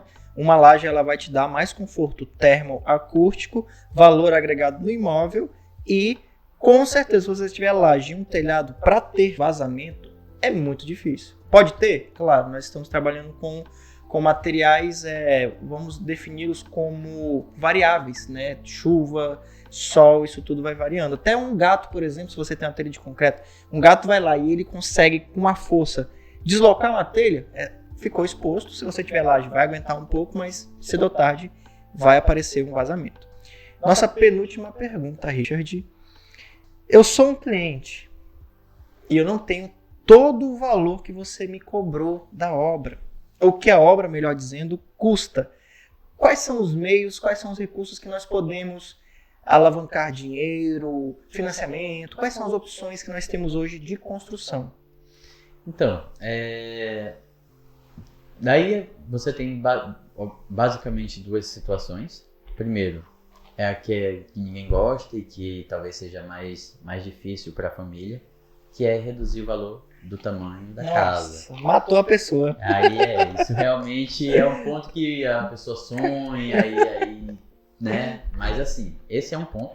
Muito bom, por sinal. O outro ponto é realmente você ver o que faz diferença no projeto e o que realmente não faz diferença. O que você pode abrir mão, o que você não pode abrir mão. Aí você já tem, não reduz tanto quanto reduzir todo o projeto, mas já reduz valores. A terceira situação que você pode ter é realmente ir para a parte de financiamento. Confesso que hoje o financiamento ele não está tão atrativo porque a nossa taxa Selic ela está elevada. Isso tudo feito para a gente ter uma economia mais equilibrada. Só que isso atinge muitas áreas e principalmente a área que age com financiamento de veículos e imóveis. Contudo, quando você vai financiar um imóvel, você tem que colocar na balança o seguinte: a nossa perspectiva de juros é aumentar ou diminuir. Se você crê que é diminuir, então espere um pouquinho antes de contratar o seu financiamento. Se você crê que é aumentar, fazer hoje é um investimento. Segunda perspectiva que você tem que ter. Quando você faz uma construção, a valorização do imóvel é sempre, pegando o histórico Roraima, ela é sempre maior do que a inflação. Então, se você espera juntar o dinheiro e ter esse dinheiro para construir, você está perdendo para a inflação, a não ser que você consiga investir e esse investimento de fato traga retorno. Pelo menos corrigir a inflação. É corrigir a inflação, mas como aqui não é sobre investimentos, é sobre residência, você deve colocar isso na balança. E aí, se você faz uma construção hoje e essa construção é financiada e o valor dela, ao final, vai ser um valor bem maior do que o que você contratou, você tem aí, não tem uma perca tão significativa. Claro, talvez você tenha sim, mas considere o tempo que você vai pagar, o tempo que você não tem dinheiro e que você está realizando não só a questão financeira. Às vezes, ter uma casa é muito mais que a parte financeira. É a parte de conforto para a sua família, segurança, aquela sensação que você está dormindo na sua casa, aquela sensação que você, ao sair do trabalho, você tem uma casa para ir. E isso para muitas pessoas faz uma grande diferença. Eu, por exemplo, Richard, eu sou novo, tenho 26 anos e sou solteiro. Então, o que eu tenho que trazer para minha família de segurança? De conforto? Nada, porque sou só eu. Então, um local que eu tenho, que eu vou lá, deite ali e consiga acordar no outro dia para ir trabalhar, para mim está suficiente. Eu não tenho essa necessidade, eu passo pouco tempo em casa, meu tempo mais é escritório, trabalho ou alguma coisa com os amigos. Mas, se eu estivesse casado e talvez até com filho, não tenha dúvida que o que eu ia pensar não era na parte financeira como eu penso hoje. Para mim compensa mais o meu dinheiro estar rodando, me gerando mais dinheiro, do que eu ter uma casa. Mas vai chegar um momento que isso não vai ser mais suficiente para mim. Eu preciso, mais do que pensar no dinheiro, pensar na minha família. Então você tem que pegar essa balança, colocar e ver o que é importante para você e sua família. Exato. Eu gostei muito da sua resposta porque você falou que as duas primeiras alternativas que você deu para a pessoa alavancar dinheiro, na verdade, foi para a pessoa reduzir o custo global da obra, né? Que é muito comum, aconteceu até recentemente, uma cliente falou assim: Vinícius, eu tenho 350 mil reais para construir. Eu fiz uma conta ali rápido, falei, olha, não estava feito o projeto ainda, falei, olha, mais ou menos R$2.500 ali um metro quadrado de uma casa sem laje, você vai conseguir construir 112 metros, se eu não estou enganado aqui. Ela, maravilha, Vinícius, vamos começar a fazer o projeto. A casa dela, ela falou, não, Vinícius, 112 é muito pouco, eu quero uma casa de 140. Eu falei, tá bom, se ela quer uma casa de 140 metros, ela nos contratou para fazer o projeto. Se eu já avisei para ela, do metro quadrado mais ou menos quanto é que é, e então ela vai ter então a margem, ela vai saber quanto vai custar a casa de 140, ela está aumentando aí 30 metros quadrados. Beleza, na hora de conversar sobre obra, ela falou assim, não, Vinícius, mas eu só tenho uns 350 mil, aumentei a casa e vai pela fé. Então aí já foge do racional, né? Então, nós como profissionais, nós orientamos muito o cliente. Gente, se nós baixarmos o valor da construção, não é nós que estamos perdendo. É você, é o cliente. Nós como profissionais entendemos quanto custa e quanto que é para você realizar um sonho. Se você for tentar de todas as formas construir de forma mais barata, aquilo que era para ser um sonho, aquilo que era para ser algo desejável, vai se tornar talvez um dos piores pesadelos, que é o que eu vejo muito. Clientes procurando engenheiros para fazer laudos técnicos para colocar o pedreiro ou a empresa na justiça porque não gostou da obra. Mas, muitas vezes, o culpado foi o próprio cliente querendo o menor preço possível. Aí entra uma importância de você saber até escolher seus clientes. Chega um momento que realmente a gente precisa esse cliente adequado para a construtora, porque a construtora tem essa filosofia e ele concorda com essa filosofia. A gente pensa às vezes que é só ter clientes e fazer alguma coisa pelo dinheiro. E isso, na verdade, você está trazendo muitos problemas. Se o teu cliente tem uma visão e a tua construtora tem outra visão, e vocês aí não vão se encontrar, não tenha dúvidas, é problema a obra inteira. Mais do que uma obra naturalmente já tem. Teve um cliente, na verdade não é cliente, era prospecto. Teve um prospecto que ele estava com um sonho, esse sonho de construir uma casa de dois pisos, né? E Richard, eu tenho um sonho, eu quero ter uma casa assim, eu sempre fui muito trabalhador, e aí conta a história, sempre que ele me vê, ele conta a história dele, muito trabalhador, um menino que não tinha nada, mas hoje eu tenho uma formação, tenho um escritório, e aí eu queria que tu me ajudasse a realizar esse sonho. Eu falei, tudo bem, nós estamos aqui para realmente realizar sonhos, resolver problemas. Aí, tá, o que você precisa? Eu preciso construir uma casa aqui, tal, e eu quero uma casa mais ou menos assim, assado. Beleza, o que você precisa? Primeiro, um projeto arquitetônico. Aqui nós não fazemos, construtora a gente não faz projeto arquitetônico, não é do nosso interesse. E aí, tá bom, não, gente, vamos conversar antes aqui. Quanto tu acha que eu gasto?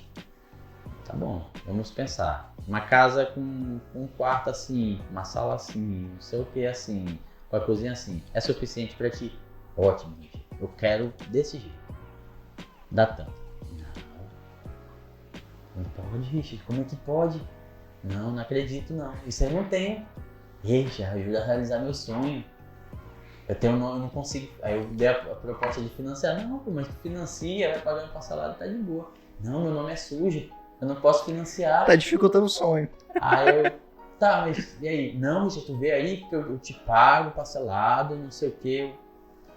Entendeu? Então, assim, a pessoa, às vezes, ela tem um sonho maior do que a Infelizmente. A capacidade. Infelizmente. E é assim, a gente quer ajudar? Quer. É difícil falar isso pro cliente, né? Mas eu não posso tirar do meu dinheiro para construir uma casa para você e sabe-se lá quando eu não sou financeira, né? O nosso sustento a gente tira mensalmente. E aí é onde você tem que realmente dar o choque de realidade no cliente e falar, cara, você quer construir, a gente constrói. Quer que a gente tente facilitar alguma coisa? A gente tenta facilitar alguma coisa. O que eu não posso fazer é te dar uma casa. Realmente, né, a gente tem que entrar no limite aí entre cliente e construtora. E o limite é esse. Se não der, então seu sonho... Infelizmente, assim, claro, a empresa ela pensa com o coração. A empresa tem um coração, mas porém, a razão na empresa tem que ser maior. Então não adianta o cliente falar, Richard, por favor, me ajuda. Vai ajudar no quê? Vai chegar lá com o fornecedor e é o seguinte, mano. O meu cliente quer comprar cimento a R$30, mas eu vendo a 52. E aí? Morreu ali a ajuda, né, Richard? Richard, para nós finalizarmos, com base em toda a sua experiência, com base em tudo isso que você já viu no mercado, o que o cliente deve se atentar na hora de construir, o que o cliente deve buscar como construção. Como você falou ali, o financiamento hoje ele tá penoso, está custando um valor elevado a taxa de juros. Eu sei disso, a taxa Selic, ainda bem ela estabilizou esse mês, mas pelo cenário nós não conseguimos saber se ela vai subir, se ela vai baixar, se ela vai manter-se. Mas pela sua experiência hoje, quais são os pontos principais para um cliente que está falando assim, eu quero construir minha casa, eu quero ter uma casa personalizada para o meu gosto. Quais são as considerações que você tem que... O que você fala para esse cliente que ele está falando, eu quero construir, começo por onde, o que eu faço e qual é o objetivo final, qual é o tempo disso? Primeira coisa, invista no seu projeto. Se você começa a chorar pelo projeto, que não custa nem 2% da tua obra, você não está querendo construir. E esse projeto ele vai fazer uma diferença enorme para a sua vida. Porque, basicamente, todo o coração da casa. E quando eu digo projeto, eu digo arquitetônico, complementares e estrutural, que é o foco lá do nosso escritório. Tem muitos clientes que às vezes chegam mostrando que a nossa proposta do projeto estrutural está elevada em relação à obra dos engenheiros e a gente costuma não baixar o preço. Por quê? Porque tem um valor agregado e a gente tem um serviço a oferecer de acordo que vai oferecer, vai dar para o cliente o melhor, o mais econômico e com a certeza de que eu não fiz um único projeto. Eu pelo menos tenho feito ali 3 projetos comparando qual que é a melhor solução estrutural para aquela casa. E isso demanda tempo, demanda análise. E tudo que demanda tempo, demanda análise, demanda também um investimento.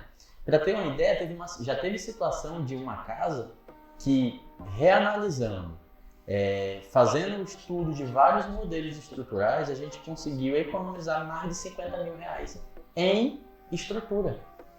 Isso, às vezes eu brinco, se tu não quer me pagar o projeto, então faz o seguinte, faz melhor, a gente racha no meio a economia. Porque dependendo do projeto, eu sei se eu consigo economizar ou não. Imagina um projeto para mim sair por 50 mil, 25 mil foi. Rapaz, já estava feito. Então, assim, investir no projeto. E se o projeto arquitetônico ele não foi bem investido, você vai ter ali perca de espaço, excesso de circulação, você vai ter paredes ali inúteis que não vão complementar, não vão fazer diferença. Então, tudo isso tem que ser muito bem pensado. E isso vai fazer diferença no custo final do projeto. Então, primeira coisa, investir bem em projeto. Segunda coisa, não caia nessa que o construtor, qualquer que seja, constrói 20 anos e a obra nunca caiu. Pelo amor de Deus. O meu mestre de obra, todos os dois, na verdade eu tenho 3 mestres de obra. Todos eles têm mais de 20 anos de experiência. E todos eles eu tenho que ensinar engenharia. Porque nossas funções são diferentes. A função dele não é conhecimento técnico. Essa função é minha. E eu não abro mão de conhecimento técnico. Nunca tive problema nenhum com o mestre meu falar: ah, mas eu já fiz assim, já vamos fazer. Não abro mão. O que está no meu conhecimento técnico que eu aprendi na faculdade é isso. E a construtora vai executar isso. Execute isso. Acabou. Mas isso é ser arrogante, não, isso é ser correto, porque existe uma carga de conhecimento e de estudo até chegar ali, até chegar onde a gente chegou. Ponto.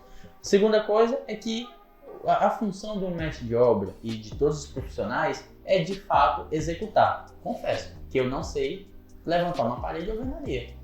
E com certeza, se eu chegar para sentar, vai ser a coisa mais bizarra que você motivo de sorrisos dos pedreiros. Eu sei sim fazer traço de concreto, porque foi minha especialidade lá na faculdade, onde eu fiz TCC no TCC, mais de 100 corpos de prova, testando de fato o que dá certo e o que não dá, como é que se comporta, e por isso que eu tenho embasamento para falar. Mas fora isso, não é minha praia. Então, não caia nessa. Você precisa, por mais que você não contrate uma construtora, eu vou fazer uma propaganda contra o Richard aqui, contra a Sola Construtora. Você não necessariamente você precisa contratar a construtora para levar sua obra, para ter um acompanhamento técnico. Você pode contratar o profissional que esteja ali empenhado em acompanhar sua obra e está direcionando em todas as normas que a gente deve seguir para garantir que essa obra esteja sendo feita com qualidade, dentro das normas e que você não vai ter problema. Então, você pode fazer isso.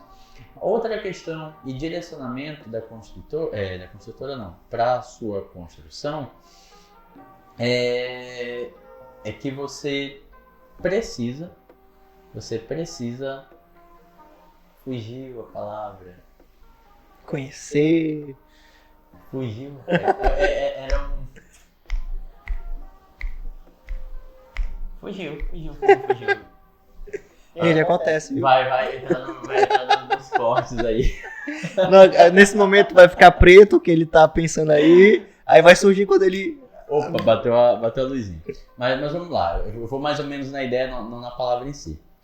E por último, você precisa entender que o teu projeto, a tua construção, ela vai ter coisas não esperadas, né? Vai ter um inesperado ali. Tem umas surpresas. Tem uma palavrinha que fugiu aqui realmente, mas enfim.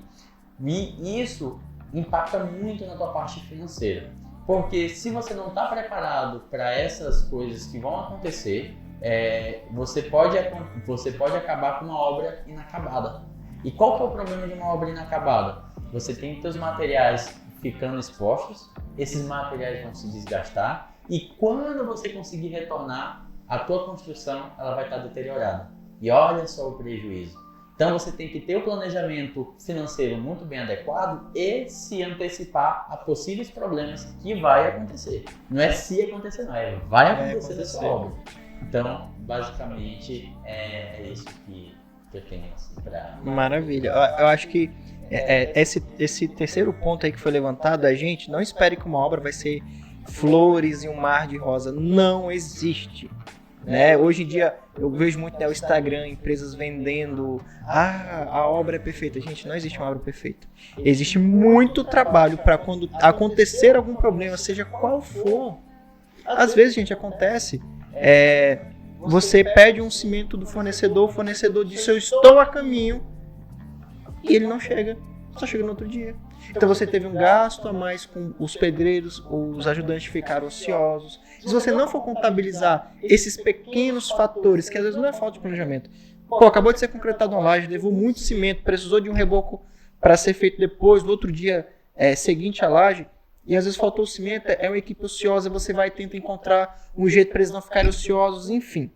Mas uma obra não é um mar de rosas. É difícil, é trabalhoso, exige muita energia. E, para finalizar, Richard, eu acho que um grande conselho se você não tem um conhecimento técnico e um tempo necessário para cuidar da sua obra, contrate alguém que possa fazer isso. Porque a pior coisa que eu vejo é uma pessoa que ela quer economizar o serviço de um profissional que vai cuidar e se responsabilizar por aquela obra, porque ele acredita que ele já é suficiente para fazer isso.